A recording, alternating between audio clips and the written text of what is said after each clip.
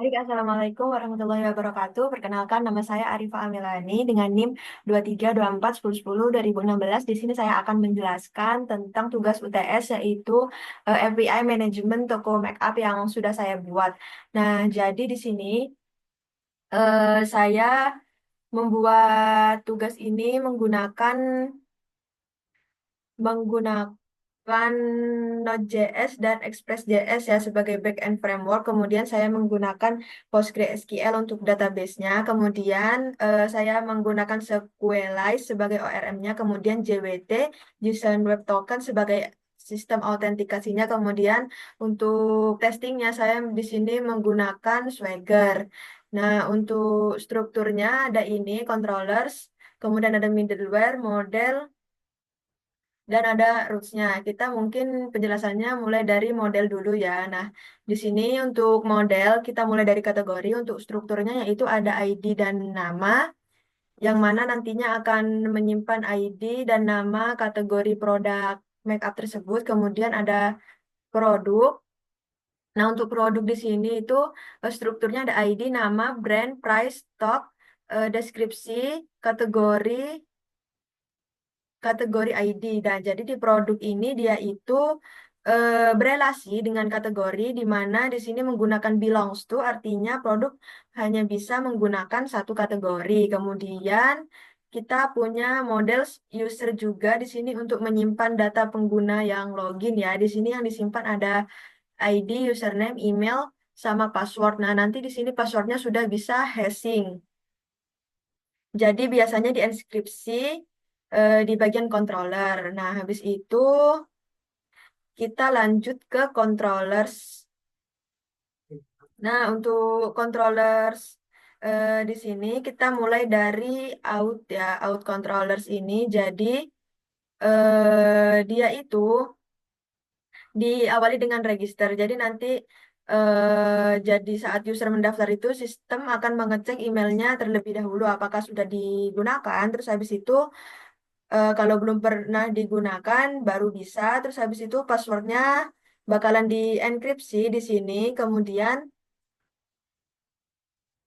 disimpan ke database setelah itu. Nah, untuk yang login, nah dia itu dicari dulu usernya berdasarkan email, kemudian diverifikasi juga passwordnya. Nah, nanti kalau sudah berhasil login, nanti dia itu bakalan dapat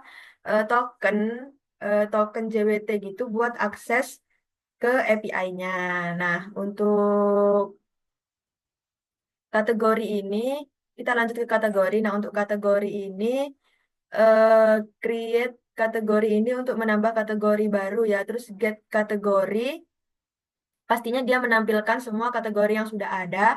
Terus habis itu ada update kategori.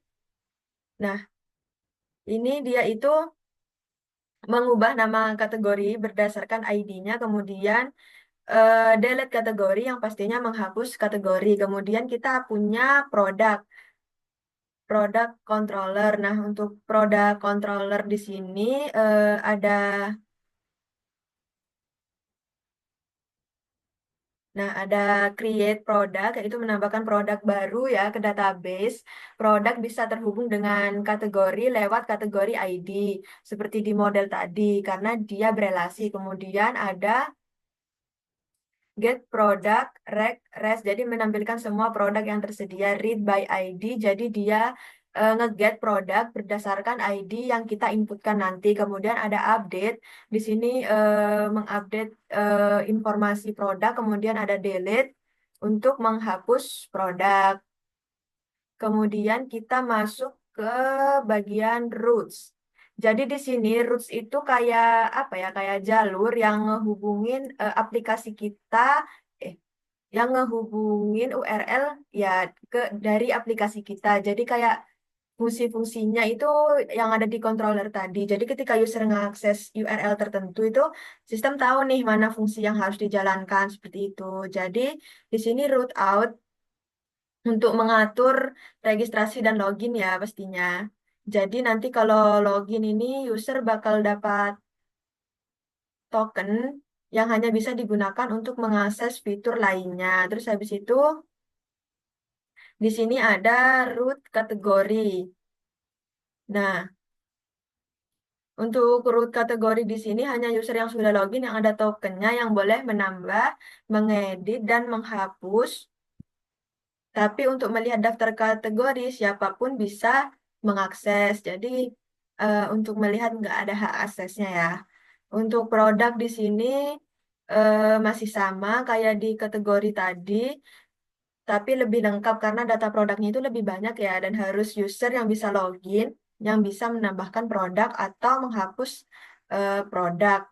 Kemudian kita masuk ke out middleware ini. Nah, kalau middleware ini kayak ibaratkan penjaga pintu gitu ya. Jadi dia akan mengecek apakah user mau akses API, sudah login atau belum kayak gitu. Terus habis itu dia juga ngecek apakah token yang dikirim itu valid ya. Terus habis itu kita masuk ke DBJS. Nah, DBJS ini fungsinya untuk menghubungkan aplikasi kita ke database. Nah, untuk database-nya saya pakai PostgreSQL. Nah, untuk selanjutnya mungkin INV ya. Nah, kalau INV ini untuk kayak konfigurasi database-nya kita lah, kayak nama database-nya itu apa, terus habis itu DB-nya itu apa, password database-nya itu apa, terus habis itu JWT password-nya itu apa, kayak gitu. Terus habis itu saya juga ada Swagger JS. Apa kayak gampangnya Swagger JS ini apa ya, kayak ini nanti buat testingnya. Jadi kayak ada tampilan Swagger-nya gitu untuk ngecek semua endpoint-nya gitu. Terus habis itu saya juga punya server JS. Nah, server di server JS ini kayak memastikan semuanya itu terhubung dengan baik ya. Nah, jadi kayak ada apa aja gitu.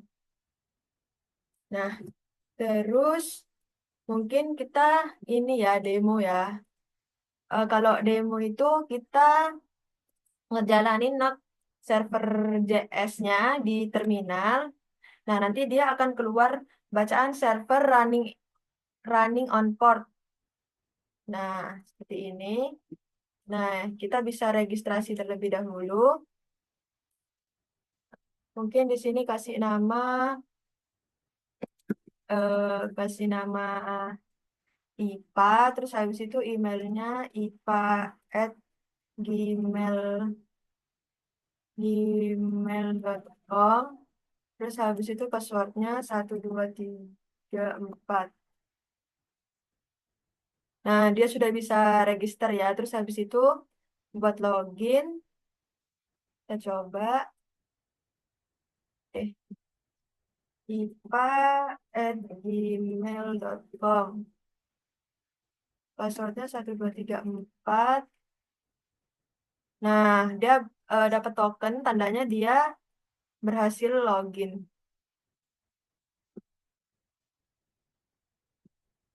Nah, untuk tokennya kita masukkan ke sini.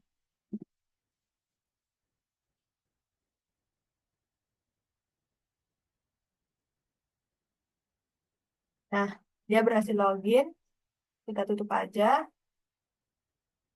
Terus habis itu kita mulai dari kategori dulu ya. Karena produk kalau nggak ada kategorinya nggak bisa. Oh iya, ini sudah ada satu kategori di sini yaitu ada kutek. Jadinya dia muncul ya. Tadi saya sudah nambahin. Terus habis itu kita tambah nih kategori baru. Kita tambah body care ya. Body care.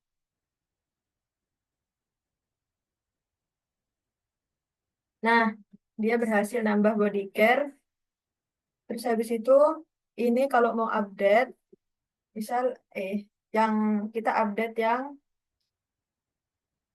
coba kita. Nah, jadi udah ada dua ya ketambah. Terus habis itu kita mau update, misal yang satu tadi kan kutek ya, kita update jadi eh nail nail care gitu ya.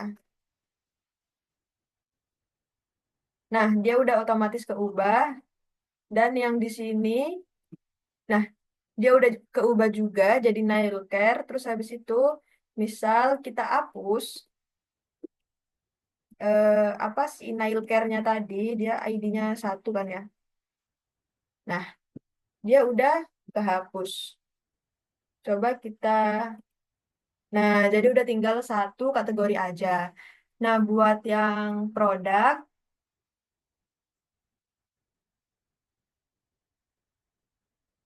nah ini saya sudah tambahkan tadi ya yang kuku ini. Terus habis itu karena kategorinya tadi dihapus ya, dia jadi nol karena nggak ada kategorinya udah dihapus. Terus coba kita tambah produk baru, misal body care ada Lulur misal ya, dari brand Wardah, price-nya kita isi 9, ini berapa? Terus stoknya kita isi 99, deskripsinya Lulur bagus.